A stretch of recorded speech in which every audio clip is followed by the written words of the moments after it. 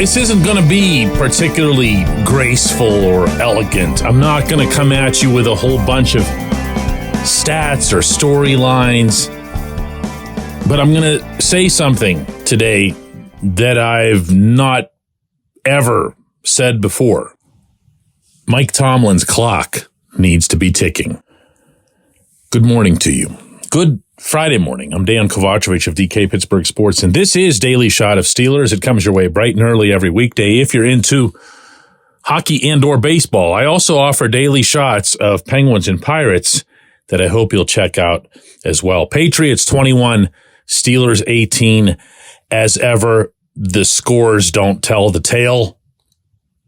The Steelers were embarrassed in the worst possible way, losing back-to-back games against 2-10 opponents, losing them both at home, losing them in a way that the opponents just magically performed at their peak when facing Pittsburgh.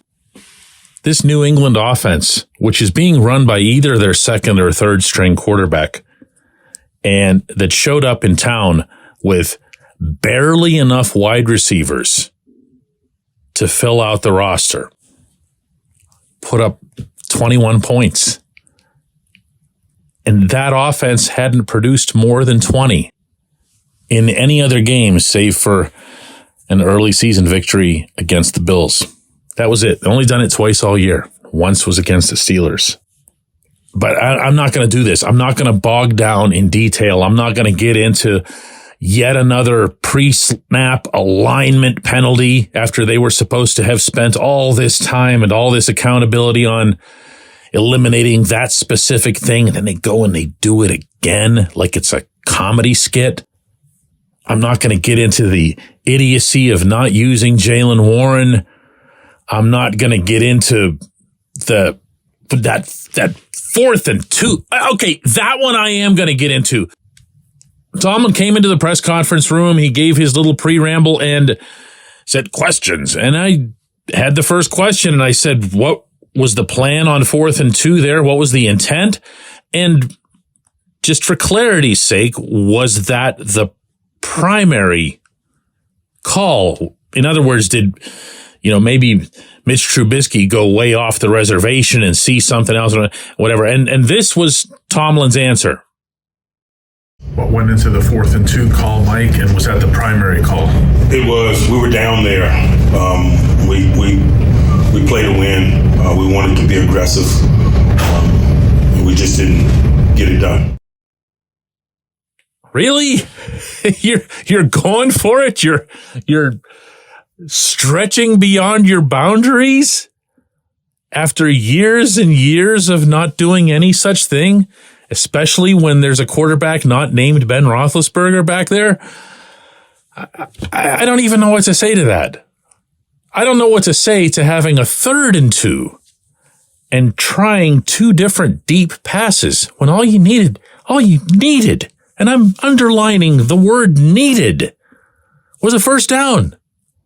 You just needed to keep moving the sticks. You had plenty of time on the clock. You had all the momentum and everything else. You're out at midfield. And you go, let's get cute. I don't even care anymore who made the call. The previous coordinator's gone. I don't care if it was a Mike Sullivan thing or an Eddie Faulkner thing. I care about the overall scenario that's been built by one individual. One. All signs of all of these things ultimately point back to one individual. It doesn't mean he's the only one who's culpable for them. I'm not being dumb here. It does mean that all signs come back to him. He's involved in every single piece of the process, all 365 days. He chooses to have it that way. He insists on having it that way. He's involved in the draft, every tiny slice of it, right down to going to these kids' pro days and cheering them on. He's the one most involved in the locker room that currently sounds like it's got 7 different alternating voices speaking for it, saying very, very different things, as happened again after this one. He's the one who refuses to add either quantity or quality to his coaching staff. The Steelers have a tiny coaching staff compared to the rest of the NFL. That's not because they're being cheap. That's because Tomlin likes it that way. He's talked about this openly. He's got 9 people on his staff. They're not as prepared as other NFL teams are entering game settings. Tomlin's still looking at out-of-town scoreboards to determine whether or not he should challenge something through a video replay. That's, again, this isn't me unearthing stuff. This is stuff he has blurted out publicly. And for those paying attention, it's not a surprise to anyone. And all of which has been generally fine by most people for a very long time, because he's found a way, and this is to his credit, to still get results in this environment. I'm here to say that the cover's been blown, okay? The lid's popped off the top of the volcano. It has erupted, not once, but twice in the past 5 days alone. What we're witnessing right now isn't going anywhere. Yes, I am the same guy who, after the win in Cincinnati 3 weeks ago, said, hey, maybe there's some hope here. And I offered some examples of that hope, and I believed it when I spoke it. And I actually don't take any of it back, because Cincinnati did happen. It was the first game without Matt Canada. It was a very good performance for Kenny Pickett. It was a very encouraging showing for the offense as a whole, not just Pat Freiermuth with his monster day, but 9 different receivers catching footballs, both of the running backs barreling through the Cincinnati defense. All of this went really, really well, and it looked like a team that had just been so joyful in disposing of Canada that they could now go on a little bit of a run, especially with who they were about to play.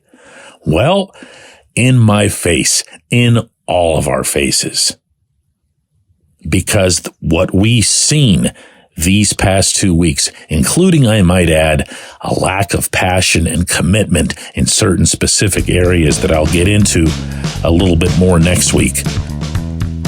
None of that's okay. And all of that, all of it points ultimately back to the head coach. When we come back, J1Q. Luxembourg, Garbett, Kelly & George, LGKG is a personal injury law firm in Western Pennsylvania that represents people hurt in car accidents or who need help with workers' comp or medical malpractice. When the attorneys at LGKG make you a promise, they keep it. They've been keeping promises in our region for over 80 years. LGKG's been AV rated, the highest rating a law firm can receive, and they've been designated super lawyers. That's actually a thing for over 15 years. It's a rare combination. LGKG has offices in Cranberry, Newcastle, Beaver Falls, Butler, and Elwood City. Learn more about them by visiting lgkg.com or by calling 888-842-5454. LGKG.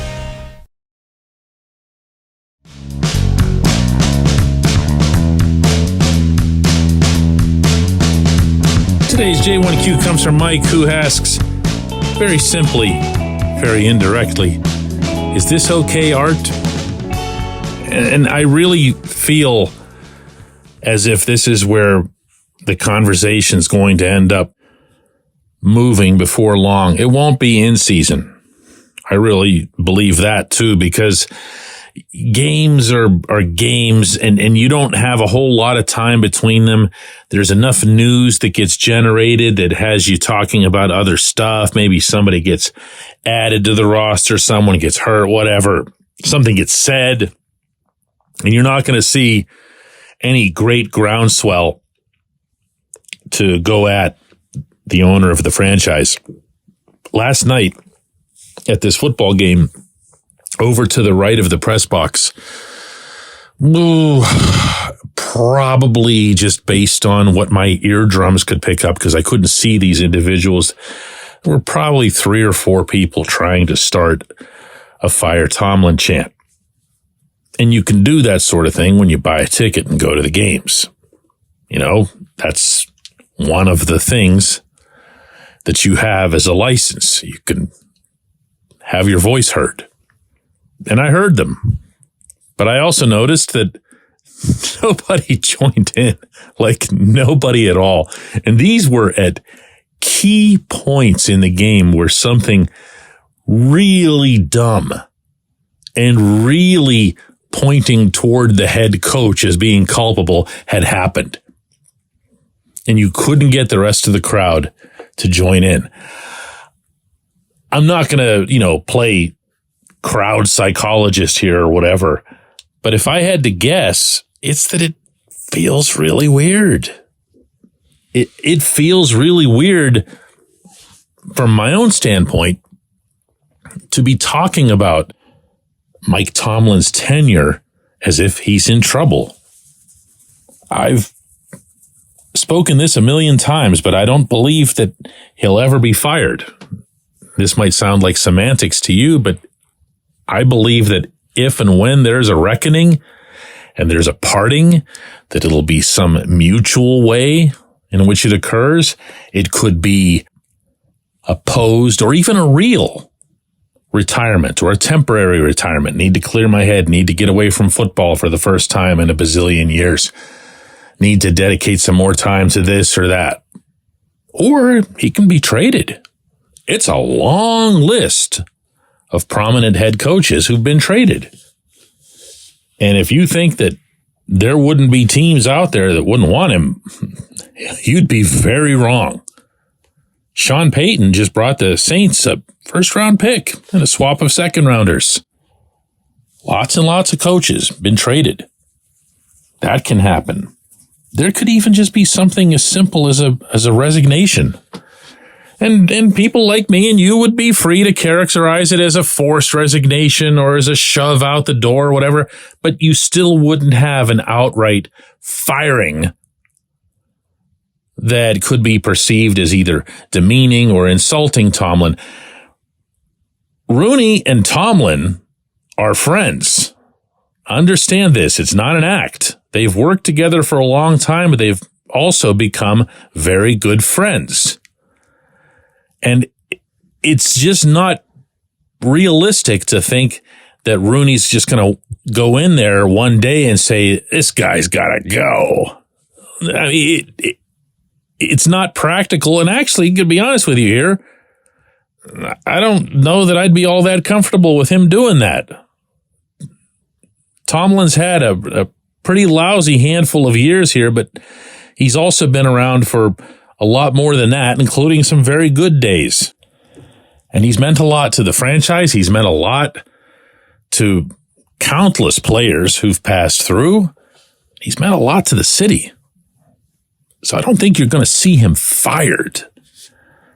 But with every one of these events, like that mess last night and that mess this past Sunday, as they build up, you're going to see more pressure on Rooney to do what I believe right now, as I'm talking to you, would be the right thing.